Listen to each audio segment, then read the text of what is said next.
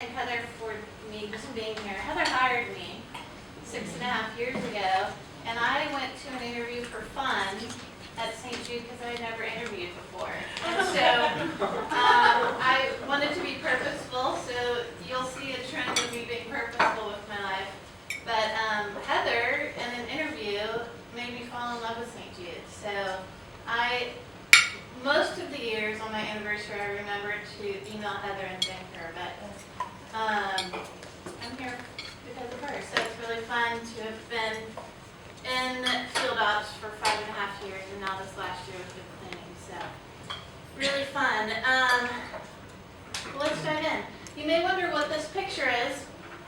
This is my friend playing Ring Around the Rosie with a couple kids at a dinner party at my house. You know that old game, like, ring around the rosy, pocket full of posies, ashes, ashes. We all fall down.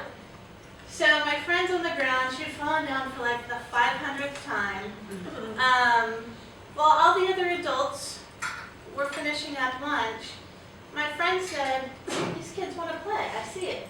So she played Ring Around the Rosie over and over. But what she didn't know was their story. Just 6 months prior, they had been at my house for Easter. Their whole family, their mom, their dad. And months passed, decisions were made. The bad decisions ended up with their dad in prison. He's there for now 12 years. My friend didn't know their story. She saw kids that wanted to play. She saw kids that wanted hugs, kids that wanted to laugh. Because you know what? A lot of times, ashes to ashes, we all fall down, don't we?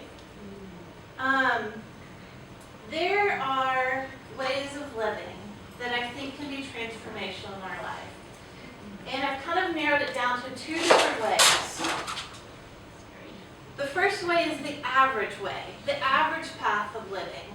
The average path is getting up, doing our thing, doing what we're expected to do. Doing kind of the thing that comes easy for us. A lot of times when we live average, there's a word that creeps up. It has to do with procrastination. The word someday. Someday, I'm going to be financially fit. Someday, I'm going to get myself in shape.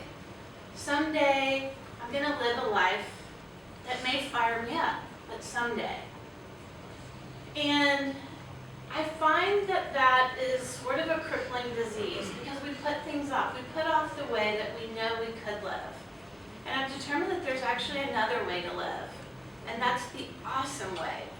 The awesome path. Like literally there's 2 paths, like the average way and then the awesome path. And the awesome path is actually dangerously fun. And I've seen a lot of you guys live really awesome lives in this room. I mean, you're working for one of the greatest institutions in St. Jude. We all are. We're living and working in a more awesome way because we're doing things and work that matters. There's ways that we can live awesome in our relationships with our coworkers, with our family, with our spouses, with our friends. There is a way that we can dream and a way that we can live in an awesome way that will be totally transformational in our life. I'm not really a fan of like finding our purpose. Like there's that one thing out there that is my thing or my purpose. I am actually a big fan of living with purpose and being really purposeful in the things that we do with our life. There is some things I'm going to share this morning, some stories about my own life, just over the last few years since I moved to Dallas and how I've tried to do something a little bit different. There's a picture up here that we're going to dive in. This is my backyard. It doesn't always look like this. But sure. We're going to talk about this table and some other things that got me to that place. So we're going to dive in. The first thing to living with purpose is, number 1, start where you are. I want to take you guys back to 2011 when I moved here from our ALSAC office in Houston to Dallas. For me, it was the height of my event planning career. I was a regional event specialist at that time, planning galas. At that time, we had 11 galas in Region 7 that I was helping staff and helping our team and committees accomplish. I was stressed to the max. There was a lot to think about. And if you remember, we had the Legends for Charity and the NFL Wives Breakfast here in Dallas. Those two events were probably the most attention we've ever gotten from NEO. We were on calls with Rick. That was the height of marketing. Their big branding push. There was a lot of attention to make sure we did things really well. We were honoring all 9 broadcasters at that event. There was a lot of stress that I felt because I wanted to do really well, as all of you guys do with an event, especially with the attention we were getting. At the beginning of 2011, those events were in February. I chose that I wanted to enter into that season with a little bit different approach, even though I was super stressed about what was coming that way. I chose a word or a phrase, and I started doing that that year, that I wanted to think about instead of a New Year's resolution. And my phrase was focus more on being than doing. Like, the doing part of performing and trying to do well at work was natural. I want to do well at work. But the part that I wanted to work on was how was I being in the midst of that stress? How was I treating people? I was working with someone outside the organization on this event that had a very different personality than me. I saw the challenge of knowing, okay, working with this person is going to push me. I want to practice being different with that person, even in the midst of that stress. So in the midst of a very stressful time and a very stressful point in my career, I was focused and I was trying to give myself a lot of grace because I wanted to focus more on being than doing. There is a test that I took in March of 2011. It was sort of like a personality test or a strength finders test. And what I determined after those 2 events, and those events were successful, by the way.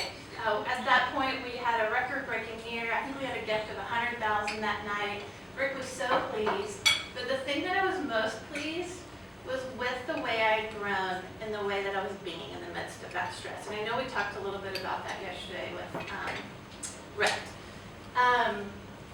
So in March, I took this test, and I found that I had a gift or an interest in gathering people. Like, that's the strength that came out of the test. And I was like, gathering people? Like, what kind of gift is that? Like, what can I do to gather people? So I thought about the very best time of my life, like the best year of my life, was in grad school. And I had a cafe out of my house, like super underground cafe, no licenses, me playing restaurant, let's just call it that. And people came, my university president would entertain guests there, people from the community, I could serve 16 people at a time. And there was something about that year that just really lit me up. I don't know if it was the creativeness, like creating meals, if it was the people, if it was the connection I was seeing, but something about that year was brought back to my memory, and I was like, you know what? There may be something about gathering people in that setting that I may need to do more of. So I spent the rest of 2011 thinking about how could I gather people. So 2012 rolled around, and the second thing is start on what matters to you. Start on what matters to you. So if people gathering is my thing, like how can I do that? Like what can I do that matters to me, and how can I do that today? 2012 rolled around. My word for the year that I chose that year was community, gathering people.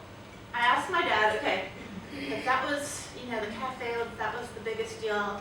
Dad, could you build me a table? My dad's never built a table before. Could you build a table for my backyard? And I want like a lot of people to fit at this table. And I'm going to be purposeful in trying to gather people around that table. I'm actually going to measure it. And I'm going to try to serve 500 people around that table in 2012. One dinner party after another. Just throw out a crazy number, like, let's see if we can do it. So we did. I started inviting people. At the beginning of 2012, I only knew 2 of my neighbors. I came in and out of work. I didn't have a dog to walk. Like, I didn't know anyone. I just knew my next door neighbors. At the end of 2012, you guys, I knew 50 neighbors by name. Like, I could, ride my bike through the neighborhood and be like, hey, Jim, it was so fun and so transforming for me. I had block parties. The first block party I sent out invitations for to get to know my neighbors. I had 93 people come.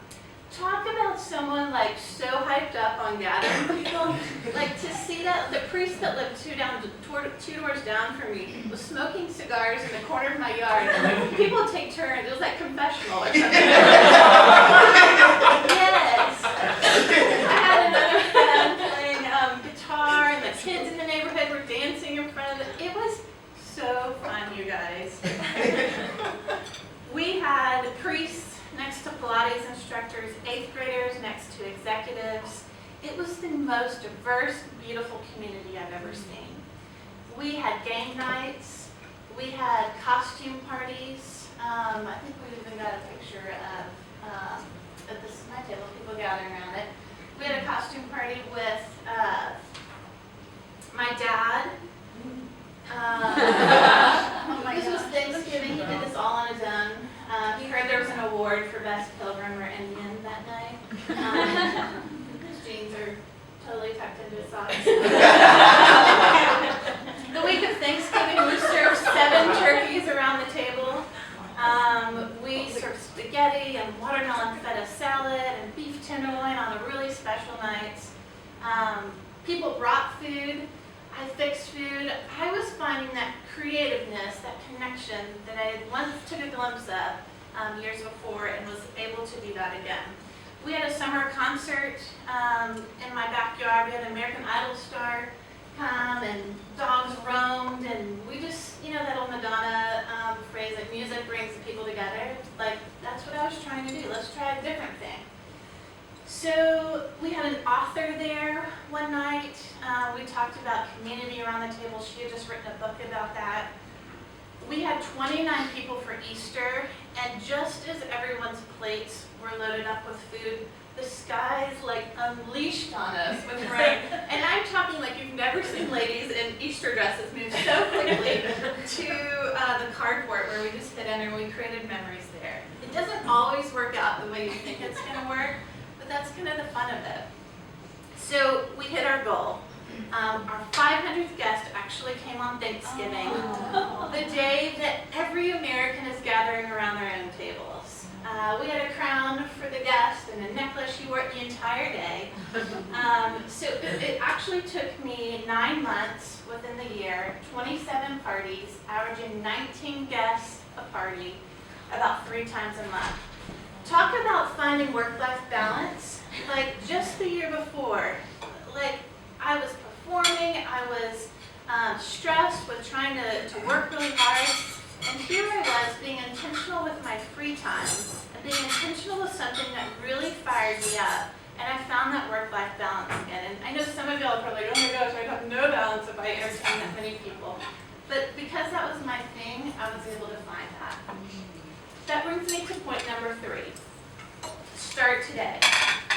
I started a movement. Had I not focused in 2011 on being, I would not entertain or gather community in the same way. Because I was confident in who I was, and because I had done that work, it prepared me for the next thing, community. My question this morning is, what is it that gives you the most joy? Like, what's the thing that makes you come alive, the thing that makes you light up? Is there something, like, if you thought about the very best year of your life, what is that element? What is that thing that you may need to bring back into your life? Since we did community around the table, I've gotten pictures from a friend in Seattle. She's painted a red picnic table, and she said, Sarah, I was inspired by what you're doing. We're doing that too here. I had a friend email me a picture from Austin, and she's got a table, and she said, we're doing the same thing. I even had a couple here in Dallas say, Sarah, we've put 5 card tables together in our backyard because my husband and I believe in what you've started and what you're doing. We want to do that too. Had I not been intentional and purposeful with the way I was living, I would have missed the honeymooners at my table. And honeymooners stop it on your honeymoon. I would have missed giving someone the opportunity the week they had news that their husband wanted a divorce to be at that table and then to be rallied around. I would have missed a child sleeping in the teepee I built in the corner because he was tired and he was full after lunch. I would have missed the honest conversations about faith and family, the laughter that comes around this table. Oh my goodness, you guys. I would have missed all that. I want to be the very best me. I want to keep improving. So this year's word is, for 2013, is responsibility. After a year like community. I've picked kind of 4 things to be responsible with: my health, my finances, my rest, and relationships. So my health, I have a goal for how much weight I want to lose. I wanted to start Pilates, drinking water, less wine. My finances, I wanted to meet with a financial planner, start saving, doing my will. You know, things that I've just put off that are responsible to do that I just have never been intentional with. My rest, saying no, finding rest for myself, even resting in who I am is all part of that. And then relationships, investing in those that are closest to me and the relationships that I care most about. So that's just the way that I'm being responsible this year. And it's actually more fun than I thought it would. When we have a plan and when we are purposeful with things, things really come alive in our lives. When we live with purpose, there's a phrase that we often say, and it has to do with the punctuation. The phrase is, how did I get here? Question mark. Or how did I get here? Exclamation point. When we live with purpose, we're going to have a whole bunch of exclamation points behind it. But when we're just kind of bebopping through life without a plan, if that's with our work, with our personal life, we're going to have question marks like, I don't even know how I got here. Like, how did I get here? But when we live with purpose, there's going to be exclamation points. If you choose awesome, there are going to be exclamation points in your life. Live with purpose. There's so many different ways that we live with purpose. Even when we go to work, you guys, we can be purposeful in the way that we encourage our coworkers within our office. Maybe we even start the day with a handwritten note or shoot off an email to someone in Phoenix or Houston, Dallas. Like, the way that we work can be something we choose today to do differently. We can be different and purposeful in the way that we play with our family and our kids, the way that we sit on the floor with them. Maybe we can say, I'm going to try to play catch with my son 50 times this year in the yard. Like, just kind of add some structure or some purpose behind the things that you really want in your life. There's ways that we can be purposeful with the way that we encourage our spouse, our friends, our family, the way that we spend time with them. There's even ways to be purposeful with our vacation, you guys. Turning off our phone, and I know we're all attached to our phones here at work, but turning that off and knowing that if 12 seconds pass, the world is not going to end without us responding. Like, really resting and being purposeful in that. Whatever you're going to do, I challenge you to be purposeful with it. I've learned just in the last few years, and when I moved to Dallas, I saw it as a clean slate. Like, this is a new opportunity for me to do life different. I was doing life well in Houston, but I wanted to do it even more well. And I just chose, like, that's the mark in my life. Like, I have something new and a new opportunity in front of me. So I'm pretty sure that when we live that awesome path and that awesome life, we will become better coworkers, better friends, better sons, daughters, moms, dads, and pretty awesome coworkers. So as a reminder, the 3 things we talked about today. Start where you are. Number 2, start on what matters to you. And then the last, start today. My question is, what is your purpose? What is it? Just think about it.